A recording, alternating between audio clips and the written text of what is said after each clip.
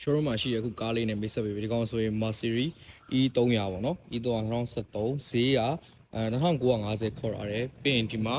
BMW X1 2019 S-Drive ဒီကောင်ကြတော့ကျွန်တော်ဟိုကခေါ်ရမယ်2390ခေါ်ရပါတယ်အပြီးဒီမှာ4ပေါ့နော်4 Airbus 2019ကိုသူက Titanium grade ဒီကောင်ရောင်းမဲ့ဈေးလေးကတော့ကျွန်တော်2800ပါအပြင်ဒီမှာ Land Cruiser Belgian diesel ပေါ့နော်1000တွဲ Belgian diesel ကိုရောင်းမဲ့ဈေးတွေကတော့5400နဲ့မှ50ပါပြင်ဒါက EV6 Kia EV6 ကီလို2000ပဲရှိသေးတယ်အဲဒီကောင်ရောင်းမဲ့ဈေးကတော့